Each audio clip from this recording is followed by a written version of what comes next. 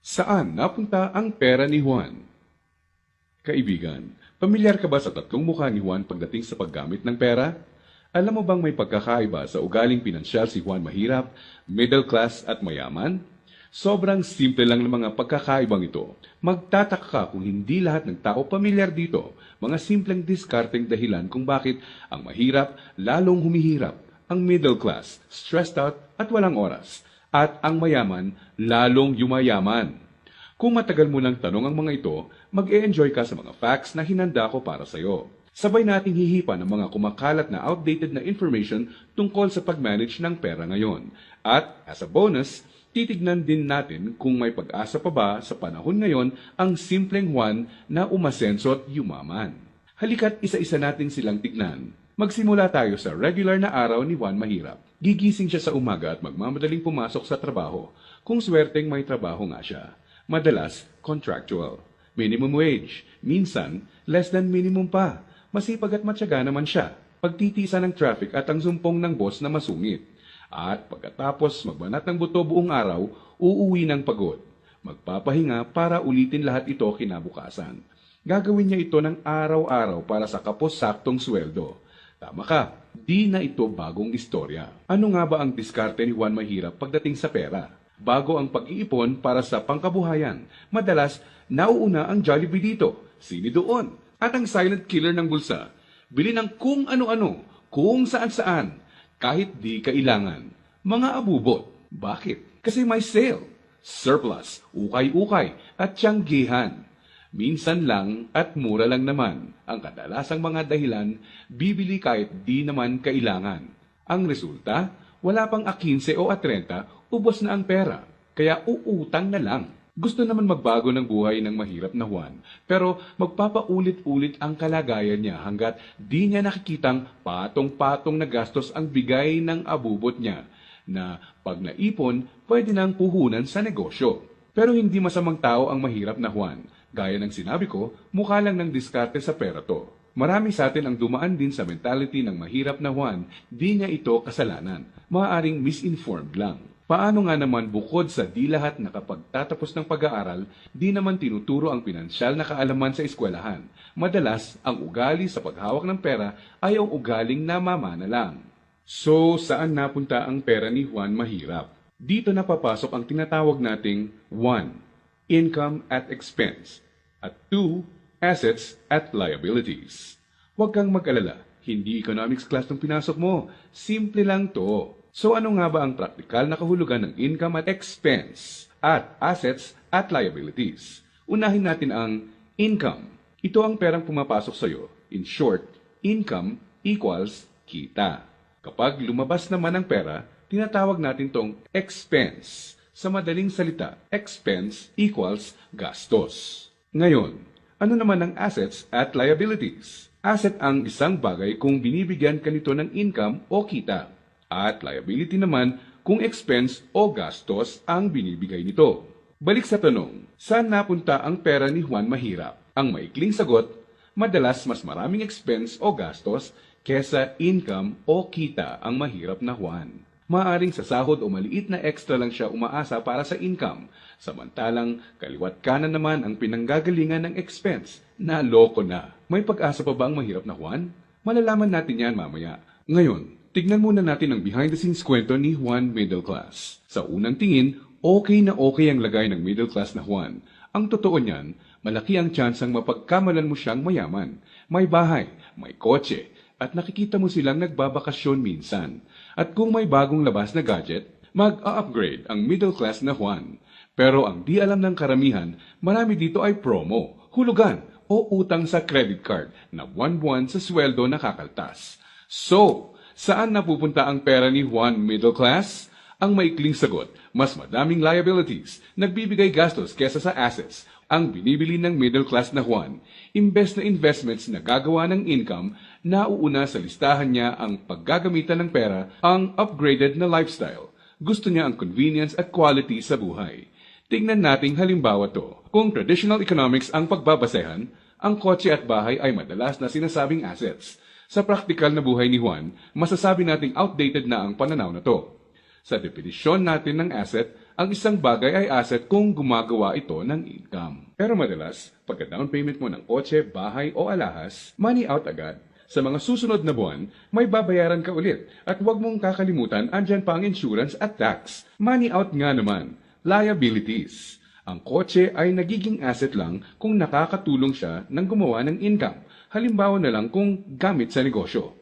Ang bahay ay pwedeng maging asset kung paparentahan mo ito. Lalagyan ng mga produkto sa negosyo or storage. O di kaya'y kung nagba-buy and sell ka ng bahay at mabibenta mo to ng mas mahal. So bakit walang oras at stressed out si Middle Class 1? Para mabayaran ang mga liabilities, kailangang mag-overtime, kumuha ng mas maraming trabaho at maghangad na ma-promote ng middle class na Juan kung siya ay empleyado. Para sa mga professionals at self-employed, kailangan nilang kumuha ng mas maraming kliyente o projects. In short, kailangan nilang ibenta ang oras at skills nila ng higit pa sa ginagawa nila dati nung wala pang liabilities para kumita ng mas malaki. Tulad ng kalagayan ng isang doktor.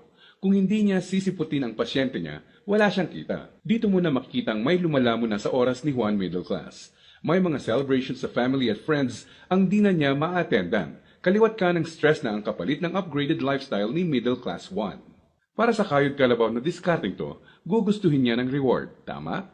Kaya mas madalas na siyang mag-taxi, kahit pwede namang mag-jeep. Starbucks coffee na. Dati okay na ang 3-in-1. Sa restaurant na mas madalas kakain, kahit pwede namang sa bahay. Ilang halimbawa lang ito. Sa oras na maisip ni Juan Middle Class na magnegosyo, ang kita niyang pangpupuhunan sana, pambayad sa liabilities na pupunta. Kung tatanungin mo siya kung anong gusto niyang baguhin, madalas sasabihin niyang ibalik sa kanya ang oras niya. Mabait si Juan Middle Class. Gusto niya ng maganda at komportableng buhay para sa pamilya niya. Magaling din siya sa trabaho o sa propesyon niya. Sa kasamaang palad, pagdating sa pinansyal na mindset, may outdated advice at information siyang dala. Ang dating akala niyang assets ay liabilities na pala. May pag-asa pa ba si Juan Middle Class? Malalaman natin yan ilang sandali lang. Ngayon, tignan muna natin ang sikreto ni Juan Mayaman. Alam mo ba na madaming Juan Mayaman ang mga self-made? Ibig sabihin, bunga mismo ng sariling pagod, sakripisyo at tiyaga ang tinatamasa nilang tagumpay. Simple lang kung susumahin mo ang lifestyle niya, may time and financial freedom. Maluwag ang buhay kung may kailangan. Choice sila kung ano ang sasakyan nila, saan sila titira, sino ang makakasama at makakatrabaho nila, kailan at saan sila magbabakasyon, at iba pa. In reality, mas madami din silang tsansang makatulong sa kapwa, gaya ng pagdodonate sa charity at pagsali sa outreach programs. Balik tayo sa tanong, saan napunta ang pera ni Juan Mayaman? Kapag may perang hawak si Juan Mayaman, sa asset niya ito dinadala. At sa asset na ito ay kikita pa ng mas maraming pera para sa kanya. At ano naman ang gagawin niya sa bagong kitang ito? Tama ka, i-invest ulit niya sa ibang asset pa. Ano ba ang mga examples ng asset na ito? Andiyan ang investments, apartment, or kotseng pinaparenta. Ang edukasyon, seminar, tradings at iba pa na magtuturo sa iyo ng skills na kaya kang bigyan ng kita ay asset din. Sabi nga ng isang bumper sticker, if you think education is expensive, try ignorance. Ibig sabihin, kung tingin mong mahal ang edukasyon, subukan mo ang kamangmangan. Assets din ang mga negosyo, lalo na ang mga kumikita ng passive income. Paano ba napagtatrabahuan ni Juan Mayaman ang kanyang time and financial freedom? Ang sikreto? Passive income at leverage. Sa practical na ibig sabihin, ang passive income ay income na pumapasok kahit tapos na ang malaking parte ng trabaho mo dito. Konting oras na lang ang kailangan ni Juan Mayaman para i-maintain ang asset niya. Kahit natutulog siya, pumapasok pa rin ang kita. Hiramin naman natin kay Robert Kiyosaki ang ibig sabihin ng leverage. True leverage is the ability to do more and more with less and less. Ibig sabihin, ang tunay na leverage ay ang kakayanan na gumawa ng mas maraming gamit ang mas kaunti. Para mas madali nating maintindihan, gamitin nating halimbawa kung paano nagsimula ang isa sa mga pinakamalaking drugstore sa bansa. Marami ang nasira noong World War II. Pagkatapos nito, kinailangang mag-rebuild ng mga tao. Dito na papasok si Mariano K. Napansin niya ang mga demand sa isang uri ng antibiotic na tinatawag na sulfa drugs. Paano niya nalaman? Ginamit niya bilang leverage ang natutunan niya bilang empleyado sa isang drugstore bago pumutok ang World War II. Nung mga panahon noon na nagsisimula ulit ang lahat at kahit naman ngayon, ang taong may enough information kesa sa iba ay nakakalamang. Gamit ang ₱100, bumili siya ng sulfathiazole tablets at kumita sa paglalako nito. Ginamit niya mga unang kita niya para bumili ulit ng mga tableta na ilalako. Hindi niya ginastos sa liabilities at abubot ang mga sumunod na kita. Nag-ipon siya at gumawa ng kariton. Ginamit niya ito para makabenta ng mas marami pa. Naging asset at nagbigay ng leverage sa kanya ang kariton. Taong 1945, nakaipon siya ng sapat na pera para ipatayo ang una niyang drugstore. Pinangalanan niya itong Mercury Drug. Ngayon, kahit natutulog si Mariano, may humigit kumulang 900 na branches na at 11,000 na empleyado ang mga nagtatrabaho para sa kanya. Leverage. Dahil dito, pumapasok pa rin ang passive income sa kanya. Pwede mong gawin ang ginawa niya. Gamitin mo ang pera mo sa pagsisimula ng pagkakakitaan. Andyan lang sa tabi-tabi ang mga negosyong kayang magbigay ng passive income at leverage sa iyo. Gaya na lang ng experience ko. Di ko inakalang isang maliit na flyer lang na inabot sa akin sa mall ang magiging tulay para sa isang negosyong nagbibigay passive income at leverage sa akin. Naging ugali ko na i-prioritize sa mga pagkuha ng assets bago liabilities. Ano ang konklusyon natin ngayon na magpapayaman sa iyo? Intindihin mo to, hindi lang ang pagkakaroon ng pera ang nagpapayaman sa tao. Para hindi ka matulad sa 70% ng lotto winners na lalong nagiging mahirap dahil sa maling diskarte sa pera. Dapat, alam mo kung paano at saan gagamitin ang pera pag nagkaroon ka nito. Dahil sa internet, mas madali nang maghanap ng negosyong simulan sa maliit na capital at pwedeng palaguin para bigyan ka ng passive income at leverage. Ang importante, kailangan mo silang hanapin. Kailangan mong maging open para tumingin-tingin at kumuha ng idea at pag nakakita ka, pag-aralan at i-research mo to.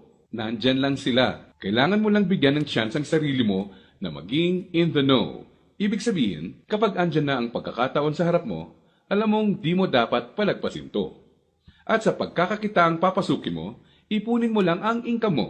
Gamitin mo to para palaguin pa ang assets mo hanggang ang kita ng assets at negosyo mo kahit di mo na directly pinatatakbo, ay nagbabayad ng bakasyon, gadgets, kotse, at bahay ng pamilya mo. Gaya ng mga self-made na Juan Mayaman, kaya mo itong simulan. So, si Juan Mahirap, unang binibili ay ang mga abubot. Si Juan Middle Class, unang binibili ay liabilities. At si Juan Mayaman naman, unang binibili ay assets.